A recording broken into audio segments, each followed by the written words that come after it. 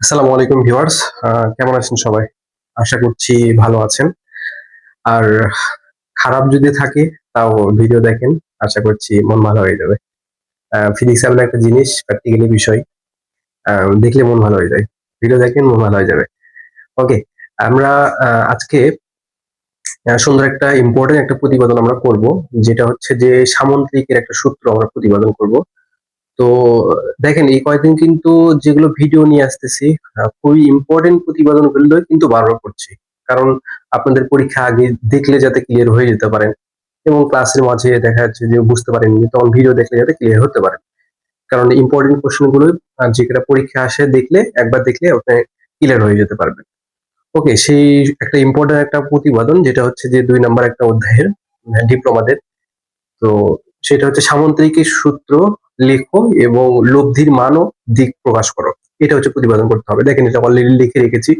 তো এটা আমরা প্রতিপাদন করব। তো এটা প্রতিপাদন করতে গেলে অবশ্যই আমাকে সামুদ্রিক সূত্র আঁকতে হবে। যেহেতু সামুদ্রিক সূত্রটাই হচ্ছে যে আমাকে প্রতিপাদন করতে বলছে। সরি, লব্ধির মান ও দিক নির্ণয় করতে বলছে।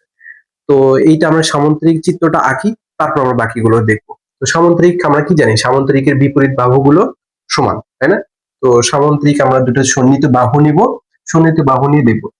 ধরেন পি একটা সন্নিহিত বাহু আছে এবং কিউ একটা সন্নিহিত বাহু আছে। এর মধ্যবর্তী কোণটা কি? থিটা। থিটা কোণে পি এবং কিউ দুটো সন্নিহিত বাহু গেছে। তাহলে তার লব্ধি অবশ্যই থাকবে, তাই না? একটু সাইডে লিখি। তার লব্ধি অবশ্যই থাকবে। তাহলে সামুদ্রিকের যেহেতু বিপরীত বাহুগুলো সমান, তাই না? সামুদ্রিকের বিপরীত বাহুগুলো সমান। তাই এটা পি হলে এটা পি হবে, এটা কি হলে এটাও কি হবে, এবং মধ্যবর্তী কোণ কত হবে? থিটা ধরে নিলাম। এবং যে লব্ধিটা গেছে লব্ধির মান ধরলাম এটা হচ্ছে আর, নাম ধরলাম লব্ধিটা হচ্ছে আর। এটা হচ্ছে সামুদ্রিক। তো সামুদ্রিক ফুলভাবে হয়নি, এটা মনে করি সামুদ্রিক একটু রম্বস আছে। এটা আমি সুন্দর করে একটু আঁকাই, তাহলে বুঝতে সুবিধা হবে।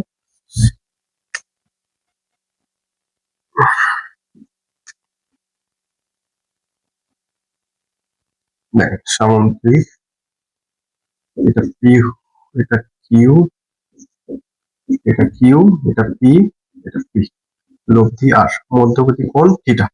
ওকে, সামুদ্রিক সূত্রটা আমাকে প্রমাণ করতে গেলে অবশ্যই আমাকে সমকোণ একটা হেল্প নিতে হবে। সমকোণ আমরা কি জানি? সমকোণ হচ্ছে 90 ডিগ্রি, তাই না? তো সমকোণ একটা হেল্প নিতে হবে। তো একটা সমকোণ এটা আমরা আঁকে নিই। এই পাশে ধরেন সমকোণ একটা আঁকে নিলাম।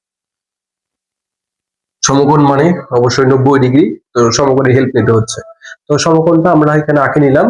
দেখেন এই কোণটা যদি পি এবং কিউ এর মাঝখানে কোণ থিটা না, এইটা যদি থিটা হয় তাহলে এই কোণটা কি হবে? দেখেন একটা বাহু আছে, দুইটা বাহু এভাবে ছেদ করছে। তাহলে একান্তর কোণ অনুযায়ী আমরা তো অবশ্যই জানি এইটা যদি থিটা হয় তাহলে এইটাও থিটা। তাহলে দেখেন এইটা যদি থিটা হয় এটা থিটা হবে না, সেম ভাবে বাহুটা অতিক্রম করছে না। তাহলে কি হবে? ওইটাও আমার থিটা হচ্ছে। তাহলে এইটাও আমার কি হবে? থিটা হবে। তো একটা প্রত্যেকটা পয়েন্টের একটা নাম দিই, যাতে করে আমার প্রতিপাদন করতে বা লব্ধির মান ও দিক নির্ণয় করতে সুবিধা হয়। তাহলে কি হবে? ধরেন এটার নাম দিলাম হচ্ছে এ, এটা বি, এটা সি, এটা ডি, এটা ই। এটা প্রত্যেকটা পয়েন্টের নাম দিলাম যাতে করে আমাদের ক্যালকুলেশন করতে সুবিধা হয়। ওকে, আমরা এখন দেখেন তাহলে প্রতিপাদন করব। নির্ণয় করতে কি বলছে? লব্ধির মান ও দিক। তাহলে এই যে লব্ধি আছে, লব্ধিটা কি ধরছি? লব্ধিটা আর। তাহলে এই লব্ধির মানটা বের করতে বলছে। আর এই দিক কোনটা? এই লব্ধি কোনটা? দিক কোনটা? থিটা। এই থিটাটা আমাকে বের করতে বলছে। লব্ধির মান ও দিক বের করতে গেলে দেখেন আমাকে কিন্তু একটা ত্রিভুজের হেল্প নিয়ে আমাকে করতে পারবো। যেখানে পিথাগোরাসের সূত্রের হেল্প নিয়ে আমি করতে পারবো। তাহলে আমরা এখানে অ্যাপ্লাই করে দেখেন এই যে বড় একটা ত্রিভুজের ক্ষেত্রে যে এ সি ডি, একটা বড় একটা ত্রিভুজ না? এই ত্রিভুজের ক্ষেত্রে আমরা অ্যাপ্লাই করতে পারি। দেখেন ত্রিভুজ এ সি ডি, এই ত্রিভুজের ক্ষেত্রে পিথাগোরাসের সূত্র আমরা অ্যাপ্লাই করব। পিথাগোরাসের সূত্রটা কি? পিথাগোরাসের সূত্র হচ্ছে অতিভুজ উপর স্কোয়ার ইকুয়াল ভূমির উপর স্কোয়ার প্লাস লম্বর উপর স্কোয়ার। তাহলে অতিভুজ কোনটা? অতিভুজ এই যে বড়টা না? দেখেন তো এই যে বড় ত্রিভুজের ক্ষেত্রে কোণের সাথে যেটা থাকে সেটা কি? সেটা হচ্ছে যে ভূমি। আর যেটা কি হবে বিপরীত পাশে লম্ব, আর এটা হচ্ছে অতিভুজ। আর এই মধ্যবর্তী আমি কোণ ধরলাম, এখানে ধরলাম আলফা।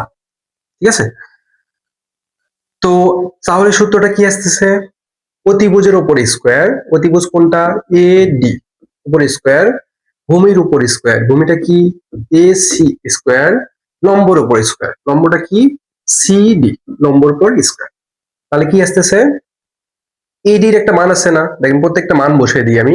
এডির মানটা কি ধরে নিচ্ছি আর, লব্ধিটা হচ্ছে আর, আর উপর স্কোয়ার। এসির মান কত এ সি, এসির মান ফুল আমার জানা নাই, কিন্তু এ বির মানটা জানা আছে। দেখেন এ বির মানটা পি জানা আছে না, এ বির মানটা জানা আছে, কিন্তু এই বিসির মানটা জানা নেই। তাহলে এ বি এ সির মধ্যে দুইটা অংশ আছে না, একটা এ বি একটা বি সি আছে না, এ সির মধ্যে দুইটা অংশ আছে, এ বি বি সি দুইটা অংশ, আমি ভেঙে লিখতে পারি। তাহলে এ সির মধ্যে দুইটা অংশ আছে, একটা এ বি আর একটা কি বি সি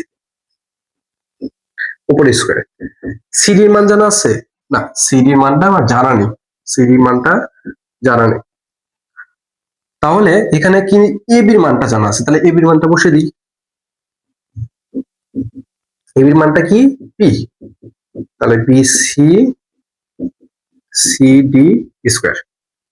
ওকে, দেখেন এখানে কিন্তু একটা সূত্র অ্যাপ্লাই হয়ে যাবে, সূত্রে কিন্তু এখানে অ্যাপ্লাই করতে পারবো। সূত্রটা কি, দেখেন এই পুরোটাকে যদি আমি এ ধরি, এটাকে যদি বি ধরি, তাহলে A plus B whole square সূত্র কি, A plus B whole square সূত্র square plus 2ab plus B square, যেটা আমরা ছোট ক্লাসে পড়েছি, তাই না?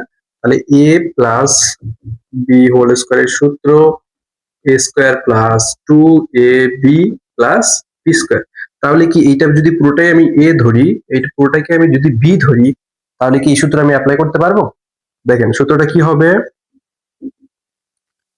যেহেতু এর জায়গায় কি আছে পি আছে, তাহলে এ স্কোয়ার মানে পি স্কোয়ার প্লাস 2, সূত্রের 2 2 নিচ্ছি, এর জায়গায় কি আছে পি, 2ab আছে, তাহলে এইটা পুরোটাই এটা পুরোটাই, তাহলে পি সাথে কি ছিল বিসি প্লাস, সূত্রে প্লাস দেওয়ার পর কি আছে বির উপর স্কোয়ার, বির উপর কি আছে বি মানে এই পুরোটাই, বির উপর স্কোয়ার আছে না? তাহলে দেখেন এখানে এই পাশে যা আছে তাই, সি ডি স্কোয়ার। তাহলে এখন আমি আমার কার কার মান নাই, শুধুমাত্র এই বিসি, বিসির মান নাই আর সিডির মান নাই, এই দুইটা মান কিন্তু আমার জানা নাই। তাহলে বিসি আর সিডির মানটা আমি যদি বের করতে পারি, তাহলে কিন্তু আমার প্রমাণটা হয়ে যাবে, তাই না? তাহলে দেখেন আমি সাইডে একটু বিসি আর সিডির মানটা একটু বের করে নিই, বের করে নিয়ে আমি এই জায়গায় বসে দিব, আমার প্রমাণটা হয়ে যাবে। তাহলে বিসির মানটা দেখেন আমি সাইডে একটু বের করে নিচ্ছি। দেখেন বিসির মানটা বের করতে গেলে বিসি কোন ত্রিভুজের মধ্যে আছে, এই যে ছোট একটা ত্রিভুজের মধ্যে না, বিসিডি এই ত্রিভুজের মধ্যে আছে না, ছোট একটা ত্রিভুজের মধ্যে আছে। তাহলে বিসি আছে এই ছোট একটা ত্রিভুজ, তাহলে ওই ছোট্ট একটা ত্রিভুজের ক্ষেত্রে অ্যাপ্লাই করব ত্রিভুজ বিসিডি, এটা ক্ষেত্রে অ্যাপ্লাই করব। কার মান বের করব, আমার দরকার হচ্ছে বিসির মান। দেখেন বিসিটা ভূমি না, আমি কি বলছিলাম একটু আগে, কোণের সাথে যেটা থাকে সেটা হচ্ছে যে ভূমি, তাহলে এটা ভূমি। তাহলে ভূমি ভাগ অতিভুজ কার সম্পর্ক, ভূমি ভাগ অতিভুজ আমরা cos থিটা জানি না, তাহলে cos থিটার সূত্র আমরা অ্যাপ্লাই করব। তাহলে cos থিটা ইকুয়াল কি ভূমি ভাগ অতিভুজ, ভূমি কোনটা বিসি, অতিভুজ কোনটা এই ছোট্ট একটা ত্রিভুজের ক্ষেত্রে বি আর ডি, বি আর ডি। এখানে কার কার মান জানা আছে, বিসির মান তো বের করব, কিন্তু বি আর ডি মান তো জানা আছে কিউ, এই যে আগে বের করে নিছি।